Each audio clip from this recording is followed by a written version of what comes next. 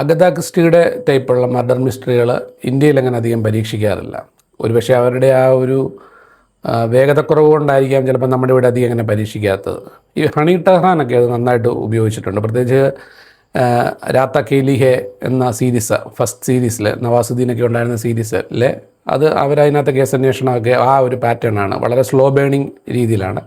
അതിൻ്റെ part 2 Raat Akeli Hai part 2 the Bansal murders, one of the best എന്നൊക്കെ നമുക്ക് വേണമെങ്കിൽ പറയാം. ഈ ഒരു പാറ്റേൺ ഫോളോ ചെയ്യുമ്പോൾ ഇത് വീണ്ടും ഉത്തർപ്രദേശിൽ നടക്കുന്നൊരു കഥയായിട്ടാണ്. ഇത് പഴയ സ്റ്റോറിയായിട്ട് ഇതിനെ പ്രത്യേകിച്ച് ബന്ധമൊന്നുമില്ല. അതിലെ കഥാപാത്രങ്ങൾ പിന്തുടരുന്നു എന്നുള്ളത് മാത്രമേ ഉള്ളൂ. ഇത് അവിടുത്തെ വലിയൊരു ബെൻസാൽ കുടുംബം, പ്രത്യേകിച്ച് അധികാരം, അതുപോലെ തന്നെ ഈ റിച്വൽസുകൾ, അതുപോലെ തന്നെ കോർപ്പറേറ്റ് മാധ്യമ സിൻഡിക്കേറ്റ്, അങ്ങനെയുള്ള ഒരു വലിയ ലോകത്തിൻ്റെ ഒരു വലിയ ഫാമിലിയിൽ നടക്കുന്ന തുടർച്ചയായ കൊലപാതകം, ഒരു സമയത്ത് നടക്കുന്ന 6 കൊലപാതകങ്ങളാണ് ഇവിടെ പ്രധാനമായിട്ടും എടുത്തിരിക്കുന്നത്. ഇതിലൊരു ട്വിസ്റ്റ് എന്ന് പറഞ്ഞു കഴിഞ്ഞാൽ ഇതിൻ്റെ തലേദിവസം തന്നെ ആ വീട്ടിലുണ്ടാകുന്ന കുറച്ച് കാക്കകളൊക്കെ വന്ന് ഒരു ഇങ്ങനെ ചത്തു വീഴുന്നൊരു സീക്വൻസ് അവർ ചെയ്തിട്ടുണ്ട്.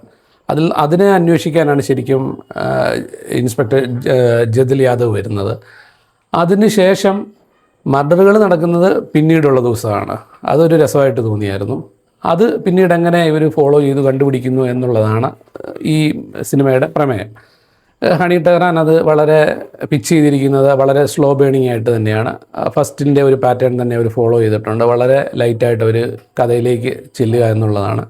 അതുപോലെ വലിയ കുടുംബങ്ങളിൽ ഒരുപാട് ആൾക്കാർ പല മേഖലകളിൽ വർക്ക് ചെയ്യുന്നവരുണ്ടെങ്കിൽ, പ്രത്യേകിച്ച് അധികാരം, ഇപ്പം മാധ്യമ സിൻഡിക്കേറ്റുകളുണ്ടാവും, അല്ലെങ്കിൽ ഈ പറയുന്ന പ്രത്യേക വിശ്വാസ രീതികളെ ഫോളോ ചെയ്യുന്ന ആൾക്കാരുണ്ടാവും, അല്ലെങ്കിൽ ഒരു ഫാമിലിയിൽ തന്നെ ഒരുപാട് ആൾക്കാർ പല രീതിയിൽ ചിന്തിക്കുന്നവരും അവർ ശരിക്കും ഒരു വലിയൊരു ഇൻസ്റ്റിറ്റ്യൂഷൻ സിസ്റ്റമായി മാറുന്ന ഒരു സമയത്ത് പലപ്പോഴും കേസന്വേഷണങ്ങൾ കൃത്യമായിട്ട് മുൻപോട്ട് പോകാനുള്ള സാധ്യതകൾ വളരെ കുറവാണ്. പ്രത്യേകിച്ച് സ്മിത സിംഗ് ഇത് എഴുതിയിരിക്കുന്നത് വളരെ രസകരമായിട്ടാണ് എഴുതിയിരിക്കുന്നത്. കാര്യം വളരെ ഒരു മർഡർ കാണിച്ചു കഴിഞ്ഞാൽ സ്വാഭാവികമായിട്ടും ചിലപ്പം ഒരു കുറ്റകൃത്യം ഉണ്ടാകുന്നത് നമ്മളോർക്കും ശരിക്കും ഒരു ലക്ഷ്യം പൂർത്തീകരിക്കാനായിരിക്കും എന്നുള്ളതാണ്. പക്ഷേ ലക്ഷ്യം പൂർത്തീകരിക്കുക എന്നതിനപ്പുറത്തേക്ക് ഇത് കൃത്യമായ ഒരു തുടക്കം ഇട്ടുകൊണ്ട് അതിൽ നിന്ന് ശരിക്കും ക്യാരക്ടേഴ്സിനെ ഒരു ഫോൾസ് ലീഡ് ഇടുക എന്ന് പറയുന്നൊരു മെത്തേഡുണ്ട്. കാര്യം സംശയത്തിൻ്റെ ദൃഷ്ടിയിൽ ഇങ്ങനെ നിർത്തിക്കൊണ്ട് പോയിട്ട് പിന്നീട് പതുക്കെ വലിയ സംഭവങ്ങൾ, പ്രത്യേകിച്ച് കോർപ്പറേറ്റ്സുകളുടെ ഒരു രീതിയാണെങ്കിൽ ഒരുപാട് ആൾക്കാരിലേക്ക് ലിങ്ക് ചെയ്യുന്ന രീതിയിൽ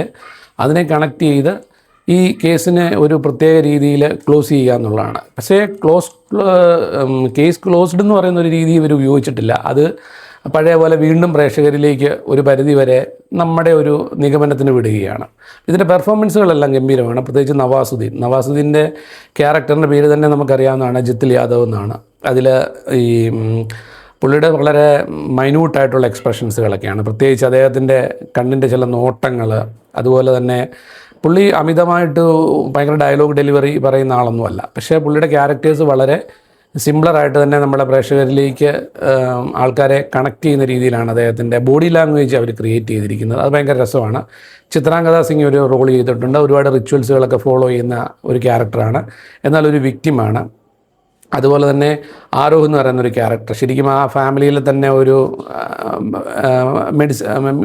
മയക്കുമരുന്നൊക്കെ യൂസ് ചെയ്യുന്നൊരു ക്യാരക്ടറുണ്ട്.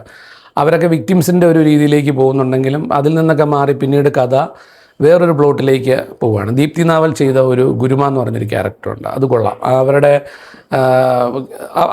ആ ഒരു പ്ലോട്ടൊക്കെ സെറ്റ് ചെയ്തിരിക്കുന്ന, പ്രത്യേകിച്ച് അങ്ങനെയുള്ള ആചാര രീതികളെയൊക്കെ പ്രേക്ഷകരെ കാണിക്കുന്ന കുറേ മെത്തേഡ്സുകളൊക്കെ ഉണ്ട്. അതൊക്കെ നന്നായിട്ടാണ് അവർ എടുത്തു വച്ചിരിക്കുന്നത്.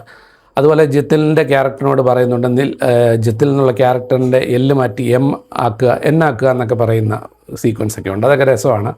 പിന്നീട് അതിനുശേഷം ഈ കഥ ഇങ്ങനെ മറ്റാൾക്കാരിലേക്ക് പോകുന്നു എന്നുള്ളതാണ്. പ്രത്യേകിച്ച് ഈ കുടുംബത്തിലെ തന്നെ മറ്റുള്ളവർക്ക് യഥാർത്ഥത്തിൽ എന്താണ് കുടുംബവുമായുള്ള യഥാർത്ഥ പ്രശ്നങ്ങൾ എന്നുള്ള രീതിയിലേക്ക് കഥ നയിക്കുന്നതാണ് ഇവരുടെ എഴുത്തും ഡയറക്ടേഴ്സിൻ്റെയൊക്കെ ഒരു പേസ് അവർ പിടിച്ചിരിക്കുന്നത്.